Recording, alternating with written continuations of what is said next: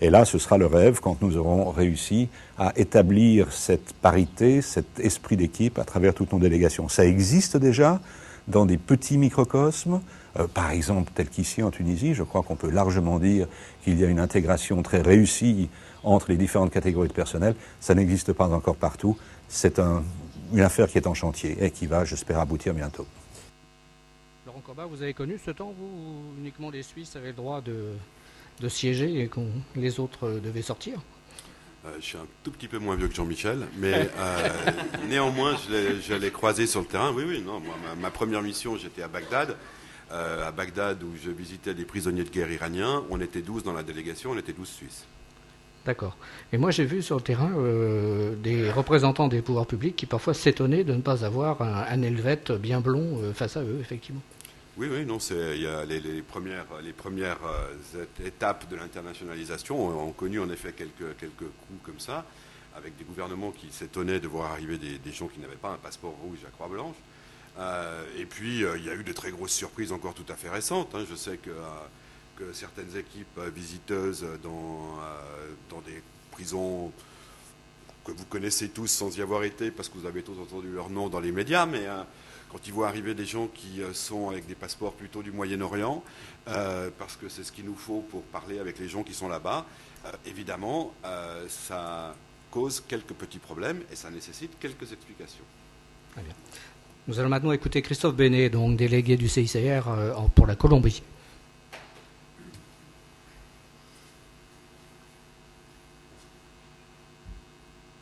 On est une délégation formatrice, plus ou moins, je pense, 20% des délégués font leur première mission en Colombie. Ça a été aussi une question traditionnelle, liée probablement à la capacité justement de développer des activités de protection en général, la protection de la population civile en particulier, qui est quand même des fondements et la base, disons, de la formation et la spécificité d'un délégué CICR. L'accès au terrain, des problèmes de sécurité qui sont nettement moindres que dans d'autres contextes très opérationnels. Certainement 2 ou 3 des raisons principales pour lesquelles c'est une délégation formatrice.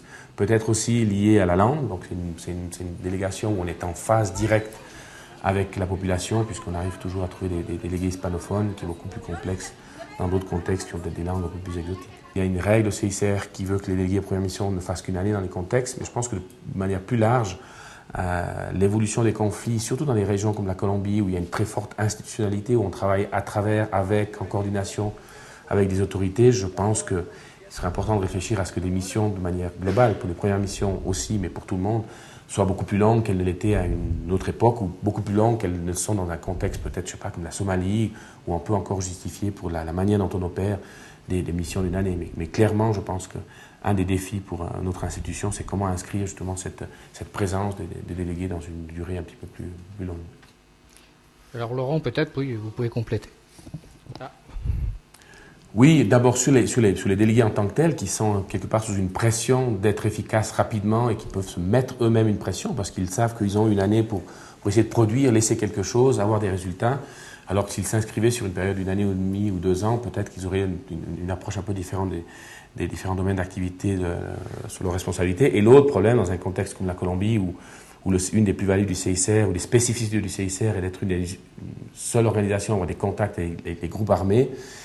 Aujourd'hui, la difficulté d'avoir des contacts avec ces groupes est forte au vu de la distance, les endroits reculés où ces gens se trouvent.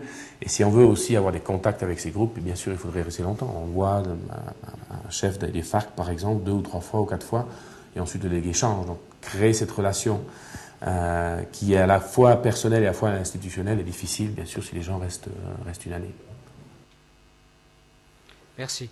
Cette question, effectivement, du turnover, je crois, qui préoccupe le CICR, Laurent, mais en même temps, toutes les ONG. On a vu, je crois, sur la crise du Darfour, c'est Philippe Richman qui rappelait ça il y a quelque temps, que le turnover était de cet ordre-là également, d'un an, voire de moins d'un an. Est-ce que c'est un vrai problème quand même, non, Laurent ? Je crois que c'est une des tensions inhérentes à toute activité dans le domaine de l'humanitaire. Oui, ce serait idéalement bien de pouvoir être ancré dans des contextes non seulement institutionnellement avec des présences qui durent sur des décennies, mais aussi avec des personnes qui sont à même non seulement de bien connaître leur contexte, mais de bien connaître aussi leurs interlocuteurs et d'apprécier toutes les modifications qui peuvent avoir lieu au quotidien. Ceci étant, quand je parlais de tension, c'est qu'il y a aussi des contextes qui sont plus attractifs que d'autres, et il y en a qui sont plus abrasifs que d'autres. Donc je pense qu'il faut trouver un juste équilibre entre des endroits où, certes, on peut envoyer une large proportion de premières missions, et d'autres où c'est très difficile d'envoyer des premières missions parce que c'est un contexte un peu trop volatile pour que l'on puisse raisonnablement être certain de laisser des gens livrés à eux-mêmes sans avoir été accompagnés plus longtemps dans leur formation. Je pense que d'un autre côté, évidemment qu'il y a des avantages et qui sont aussi liés à la pratique de la langue.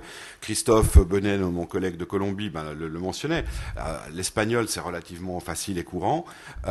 Pour ce qui concerne d'autres spécialités dont aujourd'hui on a énormément besoin, par exemple le pachtoun et l'ourdou, c'est un peu plus compliqué. Et évidemment que les quelques éléments particulièrement attractifs en ce qui nous concerne, qui maîtrisent ces langues-là, plus l'anglais, plus le français si possible,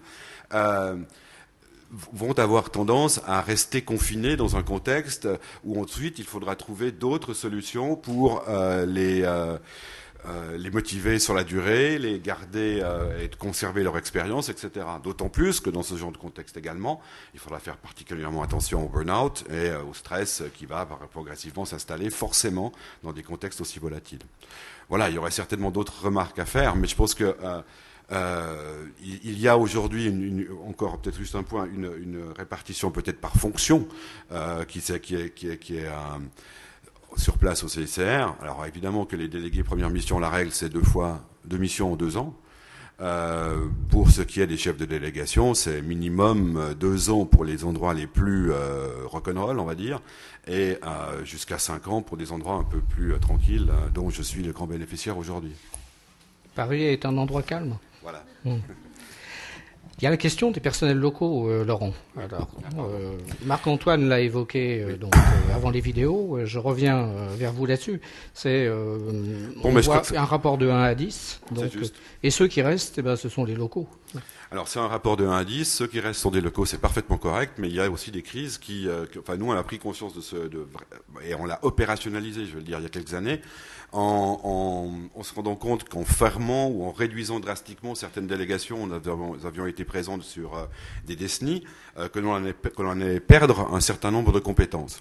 Et l'internationalisation a participé également au processus d'intégrer des employés de délégation des employés nationaux dans le staff expatrié et pour continuer à bénéficier de leurs compétences dans d'autres contextes. Maintenant, ça pose d'autres problèmes, ça pose évidemment toutes sortes de problèmes administratifs, mais c'est un chemin sur lequel on est déterminé à continuer.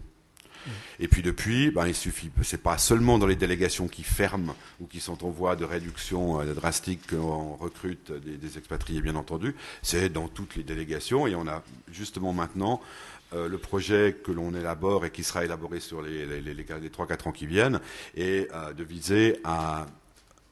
On va pas parler aujourd'hui, si on dit 1500 expatriés, 12 000 employés de délégation, on va pas faire dire que tout le monde va être dans la même catégorie, parce qu'il y aura certainement des gens qui n'auront pas vocation à être systématiquement expatriables ou expatriés, mais certainement d'amenuiser les différences et de tenter à mieux intégrer les compétences de chacun en fonction d'un certain nombre de critères qui sont en voie d'élaboration. Mais il n'y aura pas que la compétence, il y aura aussi la capacité de s'adapter à des valeurs institutionnelles sur lesquelles on va rester extrêmement clair. Je veux dire par là qu'il y aura en termes d'efficacité, de transparence financière, des choses comme ça, ce seront certainement des critères aussi qui vont émerger, de même qu'un soutien clair à la mission et la stratégie institutionnelle du CICR.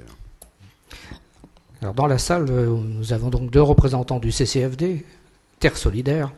Alors par définition, le CCFD n'a pas d'expatriés sur le terrain, puisque le CCFD travaille expatrié. Le CCFD travaille avec des partenaires locaux, pour reprendre le langage du CCFD. Ça veut dire que depuis longtemps, vous avez une attention, vous, à la formation des personnels, qui ne sont pas des personnels en l'occurrence pour vous, mais qui sont des associés, des partenaires locaux.